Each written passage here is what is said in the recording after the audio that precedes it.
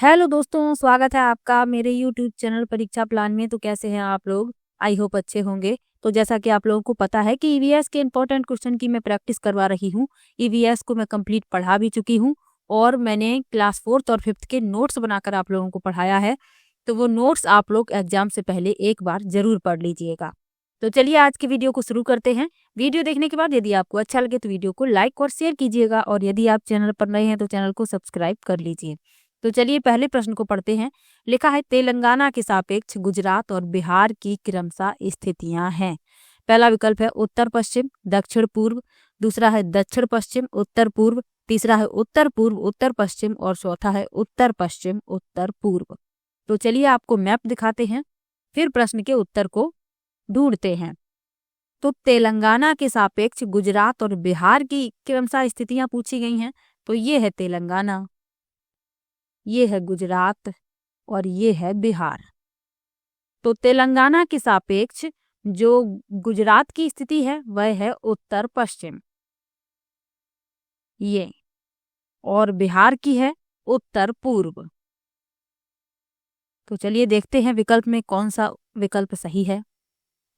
तो तेलंगाना के सापेक्ष गुजरात है उत्तर पश्चिम में और बिहार है उत्तर पूर्व में, यानी कि चौथा विकल्प इसमें आपका सही हो जाएगा। चलिए अगले प्रश्न पर चलते हैं। लिखा है, अगला प्रश्न दिया गया है, किसी केंद्र शासित प्रदेश के मानचित्र के एक कोने पर नीचे दिए गए पैमाने को दर्शाया गया है। 1 सेंटीमीटर बराबर 155 मीटर। यदि कोई व्यक्ति इस मानचित्र पर दो शहरों के बीच की दूरी 19.7 मीटर सेंटीमीटर मापता है तो इन दोनों शहरों के बीच की वास्तविक दूरी है। तो इनकी वास्तविक दूरी पूछी गई है, तो हम क्या करेंगे, ये जो दूरी है ये सेंटीमीटर में मापी गई है और 1 सेंटीमीटर बराबर 155 मीटर हमें दिया गया है। तो 155 से गुणा कर देंगे 19.7 में, इन दोनों का कर देंगे गुणा। गुणा करने पर हमें जो गुणनफल मिलेगा वह मिलेगा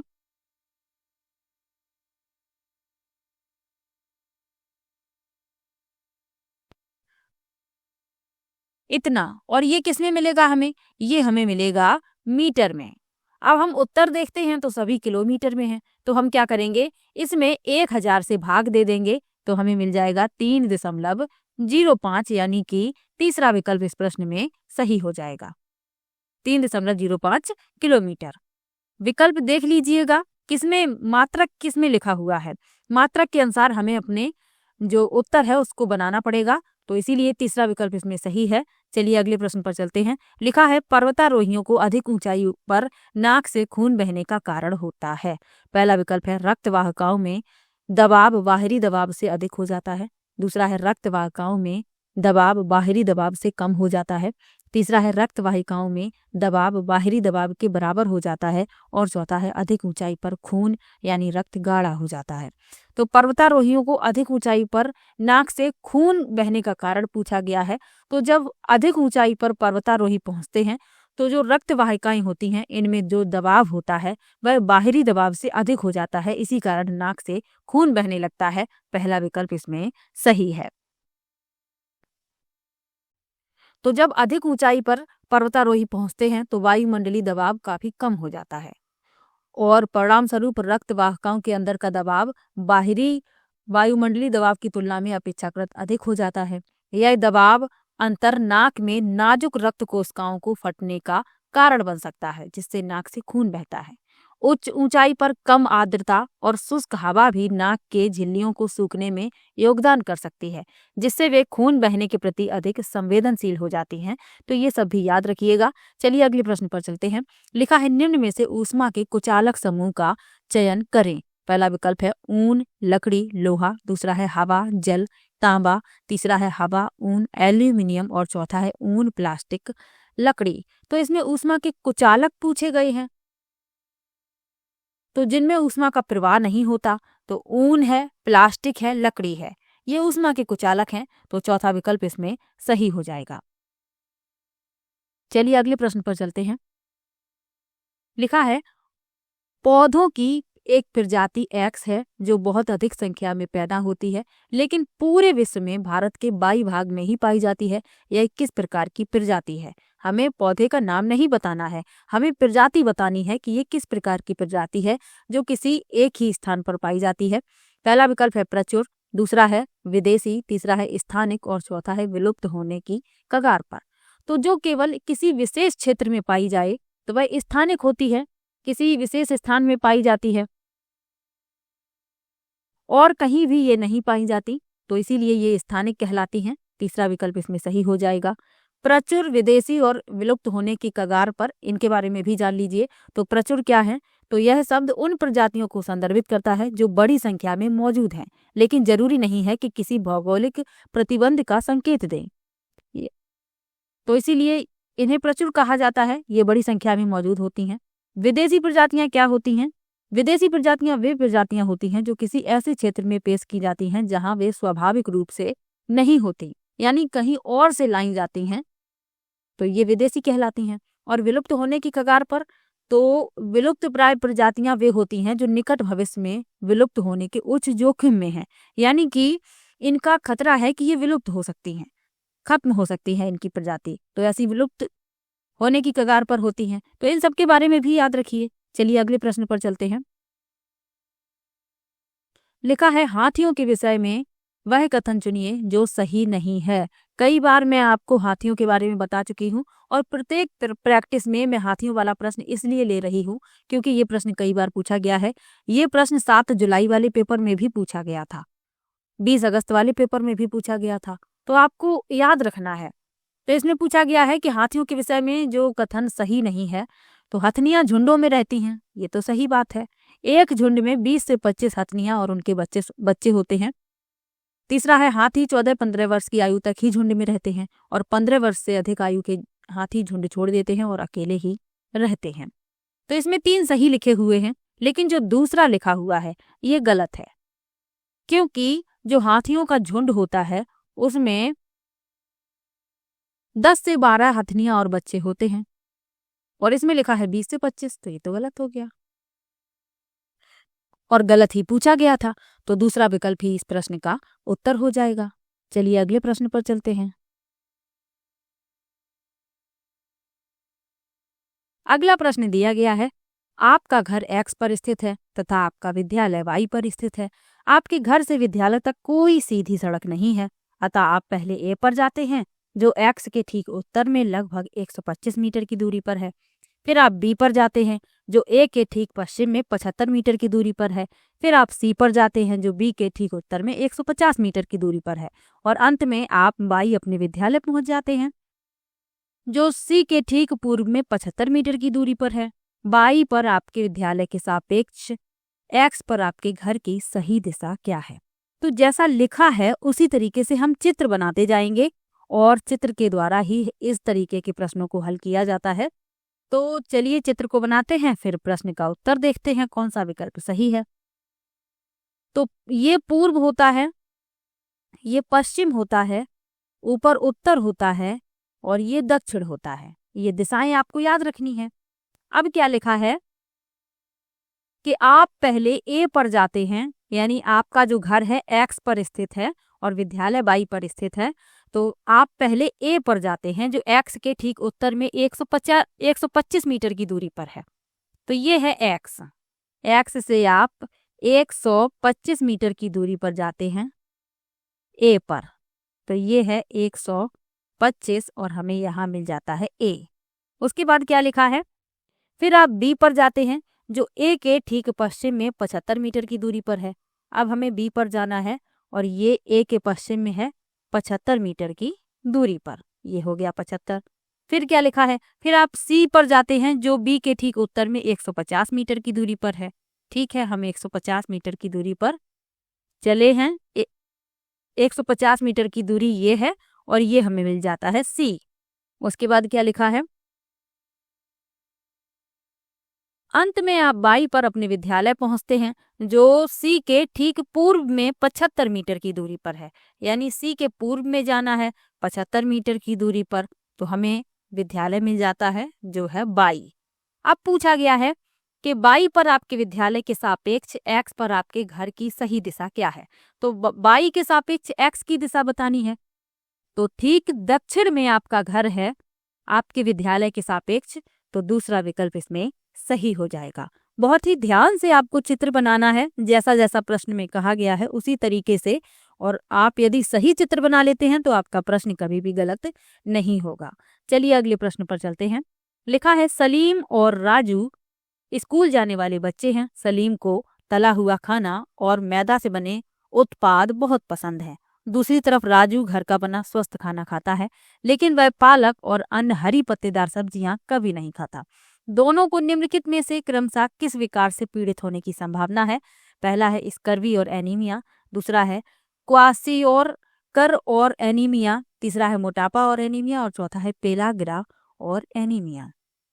तो सलीम जो है तला भुना खाना खा रहा है, मैदे से बने उत्पाद खा रहा है, तो सलीम को मोटापे की समस्या हो जाएगी, क्योंकि यदि आप बाहर का खाना ज्यादा खाते हैं तो आपके शरीर में वजन बढ़ने लगता है। तो सलीम तो मोटापे से ग्रस्त होगा। और जो राजू है वह घर का खाना तो खाता है, लेकिन वह पालक और हरी पत्तेदार सब्जियां नहीं खाता। तो ये जो पालक होती है, हरी पत्तेदार सब्जियां होती हैं, इनमें आयरन भरपूर मात्रा में होता है। और यदि कोई व्यक्ति अपने खाने में इन्हें शामिल नहीं करता तो उसे एनीमिया की समस्या हो जाती है, यानी कि रक्त की कमी। तो तीसरा विकल्प इसमें सही हो जाएगा, सलीम को मोटापा और राजू को एनीमिया। तीसरा विकल्प इस प्रश्न में सही है। चलिए अगले प्रश्न पर चलते हैं। लिखा है निम्नलिखित में से उस समूह को चुनिए जो मिश्र धातुओं से बना है। पहला विकल्प है ब्रास, ब्रॉन्ज, लिथियम, दूसरा है मैग्नीशियम, एल्यूमिनियम, स्टील, तीसरा है स्टील, ब्रास, टिन और चौथा है स्टील, ब्रास, ब्रॉन्ज।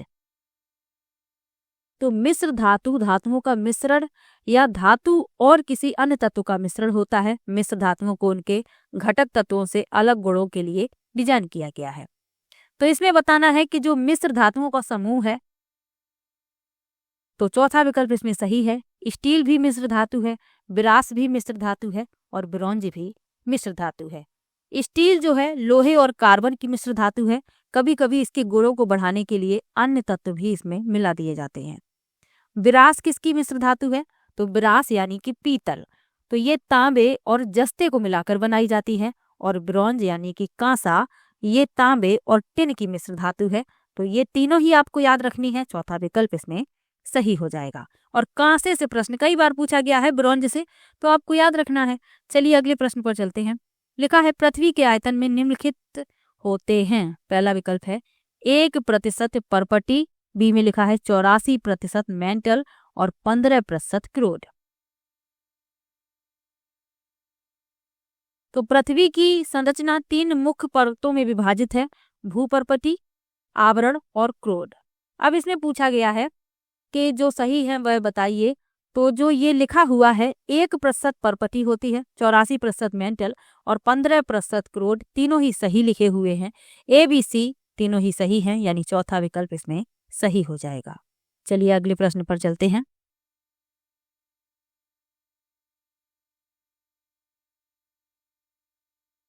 अगला प्रश्न दिया गया है अभिकथन ए तथा कारण आर को ध्यान से पढ़ें और सही विकल्प का चयन करें। अभिकथन है अलबरूनी और इब्न बतूता जैसे यात्रियों ने भारत से विभिन्न देशों की यात्रा की। कारण दिया गया है यात्राओं से लोगों को एक दूसरे के विचारों को जानने का अवसर मिलता है।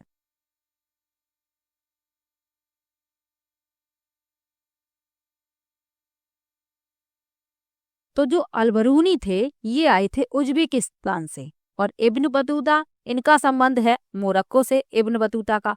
तो इन दोनों के बारे में आपको इतना तो याद रखना ही है, ये किस देश से इनका संबंध है।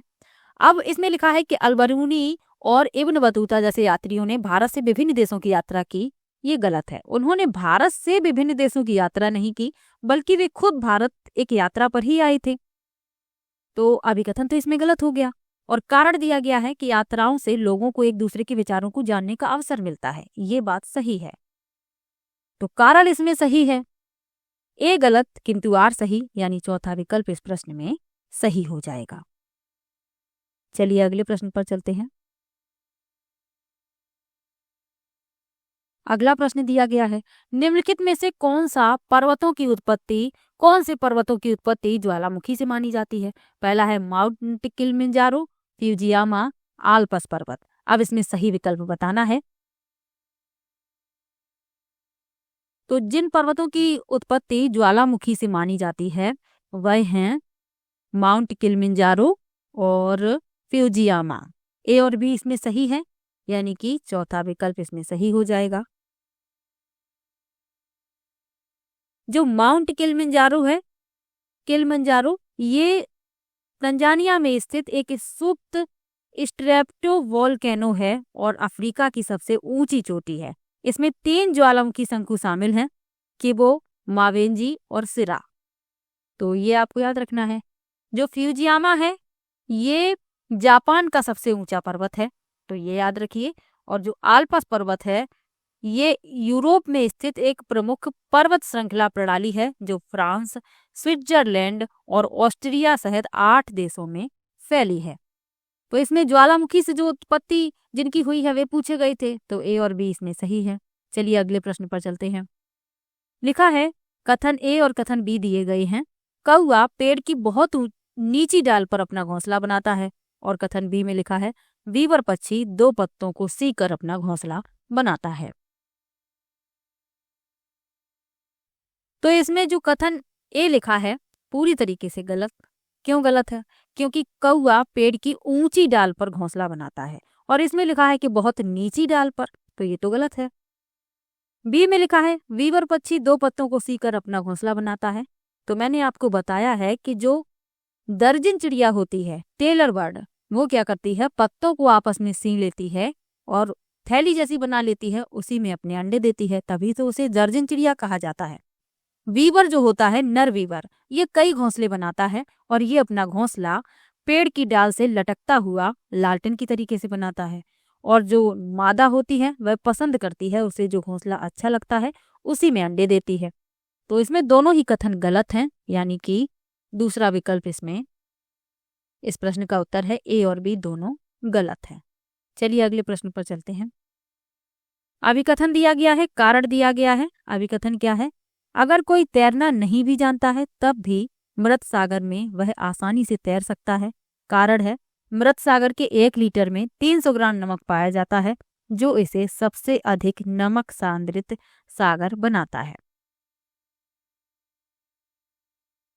तो इसमें बताना है कौन से सही हैं। तो इसमें ए और आर दोनों ही सही हैं। मृत सागर जो है सबसे नमकीन सागर है, यानी इसमें लवण की मात्रा बहुत ही अधिक है और इसमें आप आसानी से तैर सकते हैं। यदि कोई तैरना ना भी जानता हो तब भी वह मृत सागर में आसानी से तैर सकता है, ये बात सही है। और मृत सागर के 1 लीटर में 300 ग्राम नमक पाया जाता है, जो इसे सबसे अधिक नमक सांद्रित सागर बनाता है। तो ए और आर दोनों ही सही हैं। आर ए की सही व्याख्या है, यानी कि पहला विकल्प इसमें सही हो जाएगा। नमकीन पानी का घनत्व साधारण पानी के घनत्व से ज्यादा होता है, ये बात आपको याद रखनी है, तभी तो आप इसमें आसानी से तैर सकते हैं। चलिए अगले प्रश्न पर चलते हैं।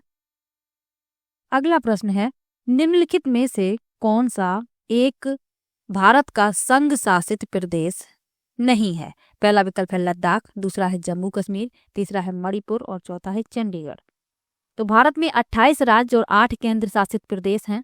इसमें जो केंद्र शासित प्रदेश नहीं है वह बताना है। तो मणिपुर केंद्र शासित प्रदेश नहीं है, तो यही इस प्रश्न का उत्तर हो जाएगा। भारत में जो 8 केंद्र शासित प्रदेश हैं कौन कौन से हैं याद रखिए। राष्ट्रीय राजधानी क्षेत्र दिल्ली, अंडमान निकोबार द्वीप समूह, दादरा और नगर हवेली, दमन और दीव, चंडीगढ़, जम्मू और कश्मीर, लक्षद्वीप, लद्दाख और पुदुचेरी। तो ये 8 आपको याद रखने हैं। अगला प्रश्न है निम्नलिखित में से कौन से कच्चे तेल के उत्पादक हैं? पहला विकल्प है बॉम्बे हाई तथा पश्चिम बंगाल, दूसरा है असम और उड़ीसा, तीसरा है गुजरात और तमिलनाडु और चौथा है बिहार और बॉम्बे। तो कच्चे तेल के उत्पादक हैं गुजरात और तमिलनाडु, तीसरा विकल्प इसमें सही हो जाएगा। भारत में पहला तेल का कुआं असम के डुगबोई में खोदा गया था, ये आपको याद रखना है। और दुनिया का पहला तेल का कुआं अमेरिका के पेंसिल्वेनिया में खोदा गया था, ये भी याद रखिए। भारत में कच्चा तेल आंध्र प्रदेश, अरुणाचल प्रदेश, असम, गुजरात, राजस्थान, तमिलनाडु, गोदावरी और कृष्णा नदी घाटियों में पाया जाता है, तीसरा विकल्प इसमें सही हो जाएगा।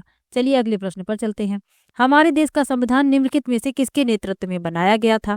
पहला विकल्प है मोहनदास करमचंद गांधी, दूसरा विकल्प है सरदार वल्लभ भाई पटेल, तीसरा विकल्प है डॉक्टर भीमराव बाबा साहेब अम्बेडकर और चौथा है सर्वपल्ली डॉक्टर राधाकृष्णन।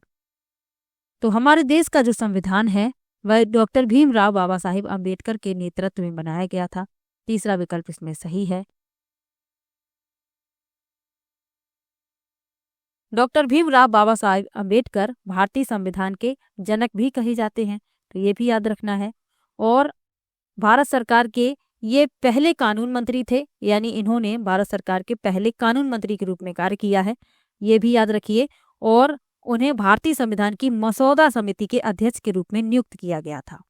और 1990 में मरणोपरांत भारत रत्न से उन्हें सम्मानित भी किया गया, तो ये भी याद रखिए। तीसरा विकल्प इसमें सही है। चलिए अगले प्रश्न पर चलते हैं। लिखा है पौधों के लिए किए जाने वाले नीचे दिए गए कार्यों पर विचार कीजिए। पौधों के कार्य दिए गए हैं, हमें विचार करना है। पौधों को सहारा देना, ह्यूमस प्रदान करना, भोजन संचित यानी भंडारण करना, पानी और खनिजों को अवशोषित करना। इनमें से जड़ों के कार्य हैं, तो इनमें जड़ों के कार्य बताने हैं। तो पौधे को सहारा देना, ये जड़ का कार्य है। ह्यूमस प्रदान करना, ये जड़ का कार्य नहीं है। भोजन संचित यानी भंडारण करना, ये भी जड़ का कार्य है। और पानी और खनिजों को अवशोषित करना, ये भी जड़ का कार्य है। ACD इसमें सही है। चौथा विकल्प इसमें सही हो जाएगा।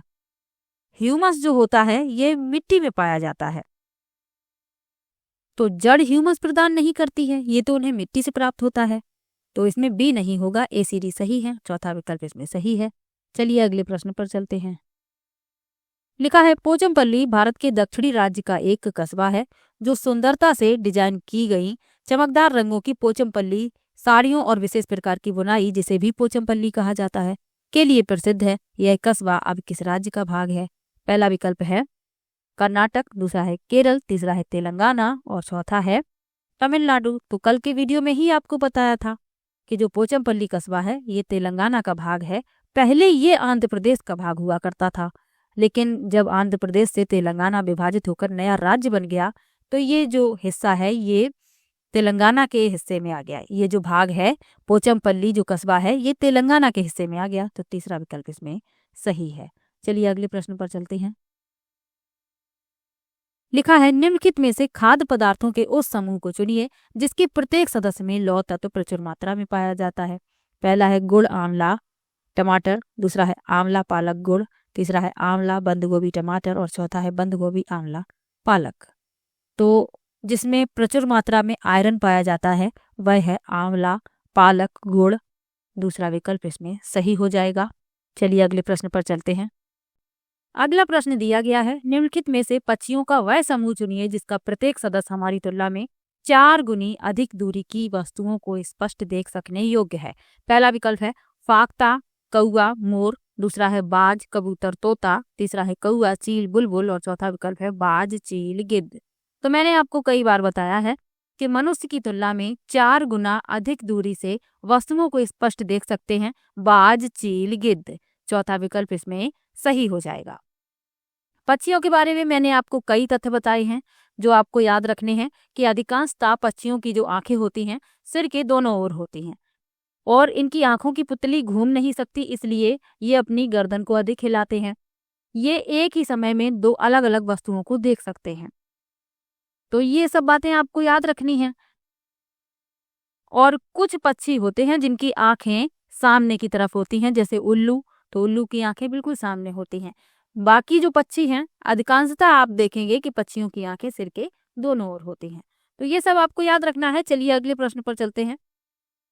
लिखा है नीचे दिए गए किस राज्य के लोग अपने ढालू छत वाले लकड़ी के मकान मजबूत बांस के खंभों पर धरती से 3 से 3.5 मीटर की ऊंचाई पर बनाते हैं? पहला विकल्प है राजस्थान, दूसरा है लद्दाख, तीसरा है असम और चौथा है उड़ीसा। तो मैंने आपको कई बार बताया है कि असम में बारिश बहुत ज्यादा होती है, तो इसीलिए लोग वहां पर लकड़ी के घर बनाते हैं और मजबूत बांस के खंभों पर बनाते हैं धरती से 3 से 3.5 मीटर की ऊंचाई पर, ताकि जो बारिश का पानी है, ढालू छतें इसीलिए तो बनाते हैं कि बारिश का पानी आराम से नीचे चला जाए। और जो मजबूत बांस के खंभों पर इसलिए बनाते हैं क्योंकि वहां पर बाढ़ भी आ जाती है, तो बाढ़ का पानी घर में ना आए, इसीलिए ये लोग जमीन से ऊंचाई पर घर बनाते हैं। तो तीसरा विकल्प इसमें सही हो जाएगा।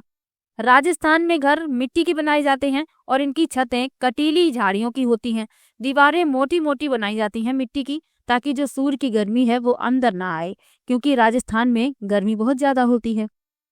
तो इसी तरीके के घर राजस्थान में बनते हैं, मिट्टी के मोटी दीवारों वाले। लद्दाख में घर 2 मंजिला बनाए जाते हैं। जो ऊपर वाली मंजिल होती है उसमें घर के सभी सदस्य रहते हैं और नीचे जानवरों को और जरूरी सामान को रखा जाता है। जब बहुत अधिक सर्दी होती है तब वहां पर जो घर के सदस्य हैं वो भी नीचे वाली मंजिल में रहने के लिए आ जाते हैं। और जो नीचे वाली मंजिल होती है उसमें कोई भी खिड़की नहीं होती और घर जो है पत्थर को एक के ऊपर एक रखकर बनाए जाते हैं। तो ये सब विशेषताएं मैं आप लोगों को पढ़ा चुकी हूँ, तो आपको पता ही है, लेकिन फिर भी मैं आप लोगों का रिवीजन हो जाए इसलिए इन्हें बताती चल रही हूँ। चलिए अगले प्रश्न पर चलते हैं।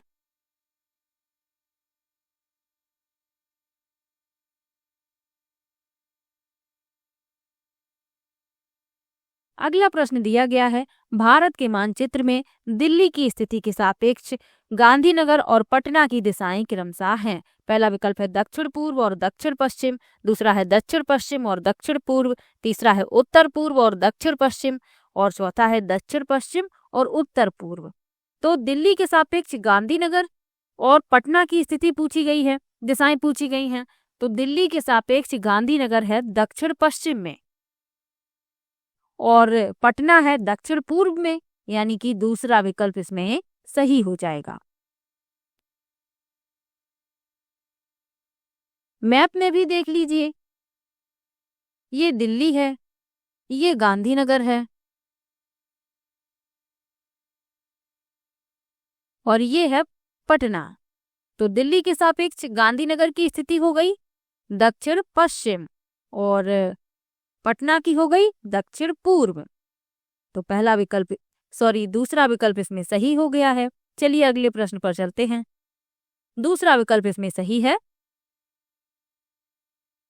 दक्षिण पश्चिम और दक्षिण पूर्व। चलिए अगले प्रश्न पर चलते हैं। निम्नलिखित में से किसने मटर के पौधे के साथ प्रयोग किए और यह पाया कि मटर के पौधे में कुछ ऐसे लक्षण होते हैं जो जोड़ियों में होते हैं, जैसे चिकने या खुरदरे, लंबे या बौने, पीले या हरे आदि। पहला विकल्प है डॉक्टर एम.एस. स्वामीनाथन, दूसरा विकल्प है ग्रेगोर जॉन मेंडल, तीसरा विकल्प है जॉर्ज मिरिस्टरल और चौथा है चार्ल्स डार्विन। तो मटर के पौधे पर प्रयोग किए थे ग्रेगोर जॉन मेंडल ने और इन्होंने ही बताया था कि मटर के पौधों में कुछ ऐसे लक्षण होते हैं जो जोड़ियों में पाए जाते हैं, जैसे चिकने या खुरदरे, लंबे या बौने, पीले या हरे आदि। तो दूसरा विकल्प इसमें सही हो जाएगा।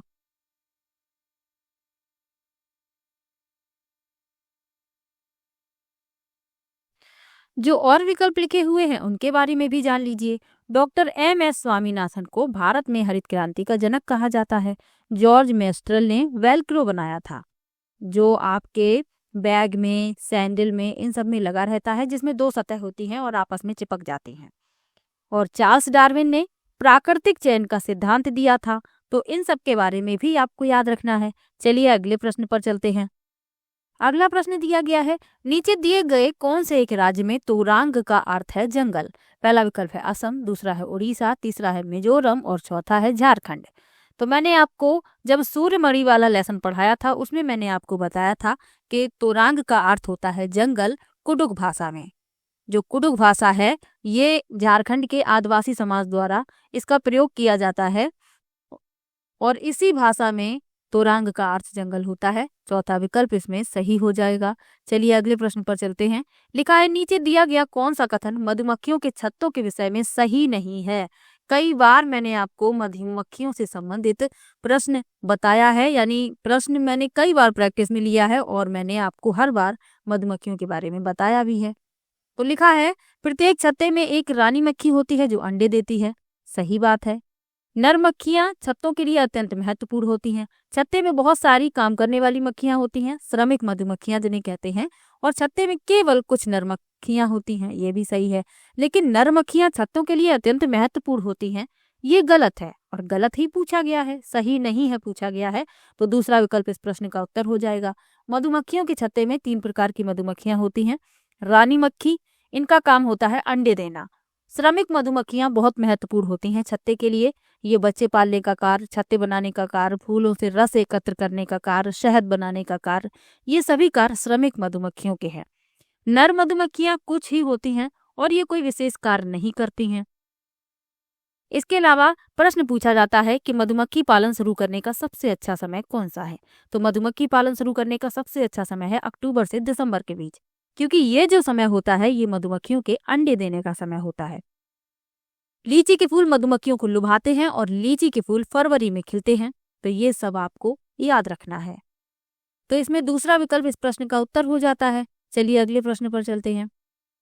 लिखा है अगला प्रश्न दिया गया है, आज हम मिर्ची के बिना भोजन की कल्पना भी नहीं कर सकते, इसे व्यापारी हमारे देश में लाए थे। पहला विकल्प है अफगानिस्तान से, दूसरा है इंग्लैंड से, तीसरा है दक्षिणी अमेरिका से और चौथा है दक्षिणी अफ्रीका से। तो मिर्ची लाई गई थी दक्षिणी अमेरिका से, तीसरा विकल्प इसमें सही हो जाएगा। एक पोएम मैंने आपको एनसीईआरटी से पढ़ाई थी, उसी पोएम से ये सभी प्रश्न बनते हैं। तो आपको याद रखना है दक्षिण अमेरिका से और क्या क्या आया है, टमाटर, आलू और हरी मिर्च। यूरोप से गोभी और मटर। अफ्रीका से कॉफी बीन्स और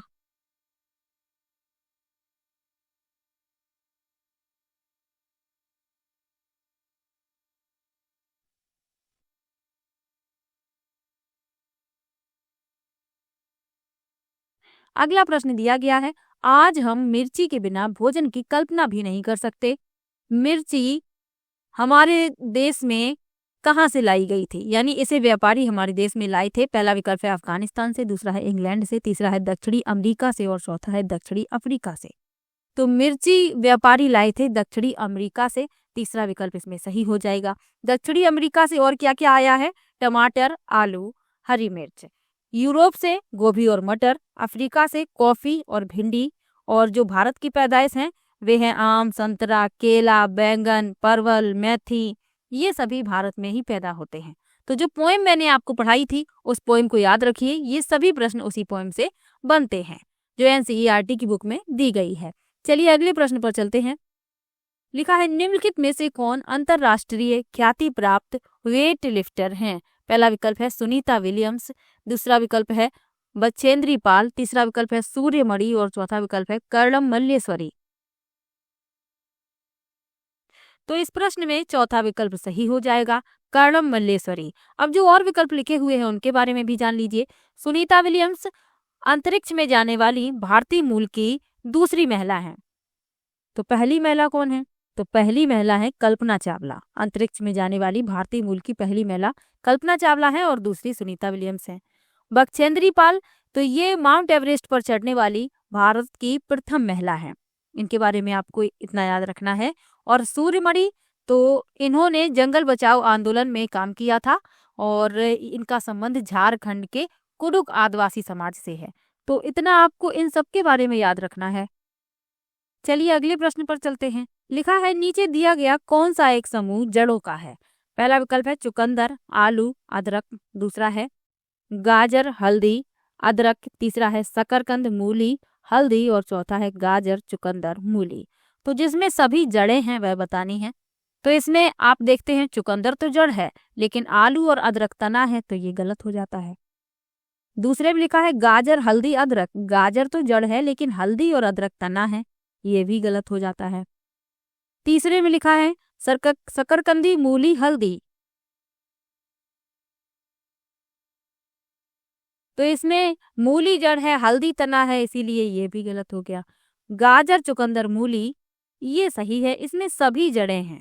गाजर भी जड़ है, चुकंदर भी जड़ है और मूली भी जड़ है, तो चौथा विकल्प इस प्रश्न में सही हो जाएगा। चलिए अगले प्रश्न पर चलते हैं। रेगिस्तानी ओक नाम का एक पेड़ है जो पाया जाता है। पहला विकल्प है अबू धाबी में, दूसरा है ऑस्ट्रेलिया में, तीसरा है राजस्थान के रेगिस्तानों में और चौथा है संयुक्त अरब अमीरात के रेगिस्तानों में। तो रेगिस्तानी ओक एक पेड़ है, ये ऑस्ट्रेलिया में पाया जाता है। रेगिस्तान देखकर आप राजस्थान के रेगिस्तानों को मत टिक कर दीजिएगा, क्योंकि मैंने आपको डिटेल में पढ़ाया है रेगिस्तानी ओक के बारे में। ये ऑस्ट्रेलिया में पाया जाता है। इस पेड़ की जड़ें जमीन में उस गहराई तक जाती हैं जब तक कि पानी तक ना पहुंच जाएं, और इस पेड़ में पत्तियां भी कम होती हैं और यह पेड़ 10 से 12 मीटर तक बढ़ता है। इसकी जड़ें उस गहराई तक जाती हैं जब तक पानी तक न पहुंच जाएं, और जब कभी भी इस इलाके में सूखा हो जाता है या पानी की कमी हो जाती है तो लोग इसके तने में पतला पाइप डालकर पानी निकाल लेते हैं, क्योंकि जो पानी है वह इसके तने में एकत्रित हो जाता है। तो इसके बारे में आपको ये सभी याद रखना है। ये ऑस्ट्रेलिया में पाया जाता है। अबू धाबी में सिर्फ खजूर के पेड़ ही उगते हैं। गर्म इलाका है तो वहां पर खजूर के पेड़ उगते हैं। और राजस्थान में खेजड़ी वृक्ष पाया जाता है। खेजड़ी वृक्ष के बारे में मैंने आपको पढ़ाया भी है। तो राजस्थान में खेजड़ी वृक्ष पाया जाता है। खेजड़ी वृक्ष से भी प्रश्न पूछा जाता है। तो खेजड़ी वृक्ष के बारे में क्या क्या याद रखना है कि इसे ज्यादा पानी की जरूरत नहीं पड़ती, इस पेड़ की छाल दबा के काम आती है और इसकी लकड़ी को कीड़ा भी नहीं लगता। इस पेड़ की फलियों की सब्जी बनाई जाती है, पत्तियां बाहर रहने वाले जानवर खाते हैं और इसकी छाया में बच्चे खेलते हैं। तो ये खेजड़ी वृक्ष की विशेषताएं हैं जो राजस्थान में पाया जाता है। तो इसके बारे में भी याद रखिए। इसमें दूसरा विकल्प सही है, तो ये भी याद रखिए। चलिए अगले प्रश्न पर चलते हैं। लिखा है नीपेंथिस वह पौधा है जो शिकार करता है के विषय में नीचे दिए गए कथनों पर विचार कीजिए। लिखा है यह पौधा ऑस्ट्रेलिया, इंडोनेशिया और भारत में मेघालय में पाया जाता है। दूसरा है इसका आकार घड़े जैसा होता है और इसका मुंह एक पत्ती से ढका होता है। तीसरा है यह केवल छोटे कीड़े मकोड़ों को फंसाकर उनका शिकार कर सकता है। और चौथा है यह कीड़े मकोड़ों को खींचने के लिए मोहक आवाज निकालता है जो इनमें फंस जाते हैं और बाहर नहीं निकल पाते। तो नीपेंथिस यानी कि घटपर्डी ये कीटभक्षी पौधा है। यह भारत में मेघालय में पाया जाता है और ऑस्ट्रेलिया और इंडोनेशिया में भी पाया जाता है। क्योंकि यह जहाँ पर उगता है वहाँ नाइट्रोजन की कमी होती है, दलदली इलाके में ये उगता है। तो नाइट्रोजन की कमी को पूरा करने के लिए ये छोटे कीड़े मकोड़ों का शिकार करता है, लेकिन केवल छोटे कीड़े मकोड़ों का शिकार नहीं करता, ये मेढक चूहों को भी फंसा कर खा जाता है। तो पहला इसमें सही है, बी भी सही है, इसका आकार घड़े जैसा होता है और इसका मुंह एक पत्ती से ढका होता है। ए और बी इसमें सही है, सी और डी गलत है, क्योंकि इसमें लिखा है कि यह केवल छोटे कीड़े मकोड़ों को फंसा कर खाता है। तो केवल छोटे कीड़े मकोड़ों को नहीं खाता, ये चूहों को भी फंसा कर खा जाता है, मेढक को भी फंसा कर खा जाता है। और कीड़े मकोड़ों को खींचने के लिए ये मोहक आवाज नहीं निकालता, बल्कि एक विशेष गंध आती है इसमें जो कीड़े मकोड़ों को आकर्षित करती है और आकर्षण के कारण वे खींचे चले जाते हैं और उसमें फंस जाते हैं। तो सी डी इसमें गलत है, ए बी सही है, पहला विकल्प इसमें सही हो जाएगा। चलिए अगले प्रश्न पर चलते हैं। भारत की आजादी से पहले महात्मा गांधी जी ने जिस दांडी के समुद्र तट तक अपनी प्रसिद्ध यात्रा की थी वह भारत के नीचे दिए गए किस राज्य में स्थित है। पहला विकल्प है आंध्र प्रदेश, दूसरा है कर्नाटक, तीसरा है महाराष्ट्र और चौथा है गुजरात। तो इसमें चौथा विकल्प सही है, आप सभी लोग ये बात जानते हैं। गुजरात के दांडी के समुद्र तट तक उन्होंने अपनी प्रसिद्ध यात्रा की थी। तो यह चौथा विकल्प इस प्रश्न में सही हो जाएगा। चलिए अगले प्रश्न पर चलते हैं। उच्च ज्वर के साथ कंपकपी जिसका उपचार सिनकोना पेड़ की छाल से किया जाता है वह है। पहला विकल्प है मियादी बुखार, दूसरा है मलेरिया, तीसरा है चिकनगुनिया और चौथा है डेंगू। तो कपकपी के साथ तेज बुखार आता है मलेरिया में और इसका उपचार सिनकोना पेड़ की छाल से किया जाता है। दूसरा विकल्प इसमें सही है।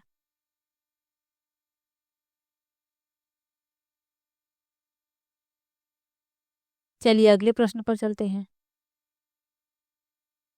लिखा है चेराव नाच कहाँ के लोग करते हैं। पहला विकल्प है झारखंड, दूसरा है मिजोरम, तीसरा है मणिपुर और चौथा है मेघालय। तो चेराव नाच करते हैं मिजोरम के लोग, दूसरा विकल्प इसमें सही हो जाएगा। इसे बांस नृत्य के रूप में भी जाना जाता है, ये भी याद रखिए, दूसरा विकल्प इसमें सही है। चलिए अगले प्रश्न पर चलते हैं। तमिलनाडु के निकटवर्ती राज्य हैं। पहला विकल्प है आंध्र प्रदेश, उड़ीसा, कर्नाटक, दूसरा है केरल, आंध्र प्रदेश, महाराष्ट्र, तीसरा है कर्नाटक, छत्तीसगढ़, केरल और चौथा है आंध्र प्रदेश, केरल, कर्नाटक। तो तमिलनाडु के निकटवर्ती राज्य पूछे गए हैं, तो आंध्र प्रदेश, केरल, कर्नाटक, चौथा विकल्प इसमें सही हो जाएगा। चलिए अगले प्रश्न पर चलते हैं। अगला प्रश्न दिया गया है नीचे दिए गए पक्षियों की कौन सी प्रजाति झटके से अपनी गर्दन को आगे पीछे करती है। ये जो प्रश्न पूछा गया था, ये प्रश्न पूछा गया था दिसंबर 2019 वाले पेपर में। तो काफी लोगों का ये प्रश्न गलत हो गया था, क्योंकि इसमें उल्लू भी दिया गया है और कौआ बसंत गौरी ये तो होंगे नहीं, लेकिन इसमें जो सही उत्तर है वह है मैना। क्योंकि जो मैना होती है ये झटके से अपनी गर्दन को आगे पीछे करती है, और उल्लू जो होता है ये काफी हद तक अपनी गर्दन को पीछे घुमा सकता है। तो इसमें जो चौथा विकल्प है वही इस प्रश्न में सही हो जाएगा। चलिए अगले प्रश्न पर चलते हैं। लिखा है किसके नेतृत्व में चिपको आंदोलन को बल मिला? पहला विकल्प है सुंदरलाल बहुगुणा, दूसरा विकल्प है अमृता देवी बिश्नोई, तीसरा विकल्प है मेधा पाटकर और चौथा विकल्प है A.K. बनर्जी। तो चिपको आंदोलन को बल मिला सुंदरलाल बहुगुणा के नेतृत्व में, पहला विकल्प इसमें सही हो जाएगा। अमृता देवी बिश्नोई तो इन्होंने वृक्षों को बचाने के लिए अपनी जान दे दी थी। राजस्थान में जो खेजड़ेली गांव था वहां की ये रहने वाली थी, और वहां पर खेजड़ी वृक्षों को बचाने में इन्होंने अपना बलिदान दे दिया था। मेधा पाटकर, इनका संबंध नर्मदा बचाओ आंदोलन से है। तो इन सब के बारे में भी याद रखिए। चलिए अगले प्रश्न पर चलते हैं। लिखा है एक ही तरह की फसल बार बार उगाने और बहुत से रसायनों के उपयोग करने में मृदा, पहला विकल्प है बंजर हो जाती है, दूसरा है किसी विशेष फसल के लिए उपयोगी बन जाती है, तीसरा है सिंचाई के लिए उपयुक्त बन जाती है और चौथा है उर्वर यानी उपजाऊ बन जाती है। तो यदि आप एक ही फसल को बार बार उगाएंगे तो आपकी जो खेत की मृदा है वह बंजर हो जाएगी, पहला विकल्प इसमें सही है, इसीलिए फसल चक्र अपनाया जाता है। चलिए अगले प्रश्न पर चलते हैं। मधुबनी चित्रों को बनाने के लिए चित्रकारों द्वारा उपयोग किए जाने वाले रंग होते हैं, पहला विकल्प है अति उत्तम गुणवत्ता के फाइबर पेंट, दूसरा है सोने चांदी को घोल कर बनाए गए पेंट, तीसरा है पिसे हुए चावल के रंगीन घोल और चौथा है विशेष प्रकार के बने पोस्टर रंग। तो मधुबनी चित्रों को बनाने के लिए पिसे हुए चावल के रंगीन घोलों का इस्तेमाल किया जाता है, और इसमें प्राकृतिक रंगों का इस्तेमाल किया जाता है, जैसे हल्दी और जो प्राकृतिक स्रोतों से रंग प्राप्त होते हैं उनका इस्तेमाल किया जाता है। और इस चित्रकला में जानवर, पेड़, मछलियाँ, मनुष्य आदि सभी बनाए जाते हैं। तो इन सब के बारे में भी याद रखना है। और मधुबनी चित्रकला का संबंध कहाँ से है? बिहार राज्य से। चलिए अगले प्रश्न पर चलते हैं। लिखा है पक्षी अपनी गर्दन बहुत अधिक हिलाते हैं, इसका कारण है कि, पहला विकल्प है उनके कान पंखों से ढके होते हैं, दूसरा है उड़ सकते हैं, तीसरा है पक्षियों की आंखों की पुतली घूम नहीं सकती और चौथा है पक्षियों की आंखें छोटी होती हैं। तो अभी आपको बताया था कि पक्षियों की आंखों की पुतली घूम नहीं सकती, इसीलिए ये अपनी गर्दन को अधिक हिलाते हैं, सी विकल्प इसमें सही हो जाएगा। चलिए अगले प्रश्न पर चलते हैं। लिखा है पसंद नापसंद के बारे में चर्चा करते समय किसी छात्र ने कहा, मुझे और मेरी माँ दोनों को सांप खाना बहुत पसंद है। जब भी हमारे सांप खाने की इच्छा होती है हम पास के किसी होटल में जाकर लिंग हु फैन खाते हैं। यह छात्र कहाँ का हो सकता है? पहला विकल्प है असम, दूसरा है हांगकांग, तीसरा है उड़ीसा और चौथा है अरुणाचल प्रदेश। तो इस प्रश्न में बी विकल्प सही है। हांगकांग में सांप का एक व्यंजन बनाया जाता है जिसे लिंग हु फैन कहा जाता है, और ये याद रखिए ये प्रश्न पूछा भी गया है। तो बी विकल्प इसमें सही हो जाएगा। तो आज की वीडियो में मैंने 41 क्वेश्चन लिए हैं। किसी भी प्रश्न में आपको डाउट हो आप कमेंट में जरूर लिखिएगा, और एग्जाम से पहले आप सभी डाउट क्लियर कर लीजिए। एग्जाम में बहुत ही कम समय बचा हुआ है, तो किसी भी प्रकार का आपका डाउट हो ईवीएस से संबंधित, ईवीएस में जो मैं प्रैक्टिस करवा रही हूँ उनमें आपको कोई डाउट हो आप कमेंट में जरूर लिखिए।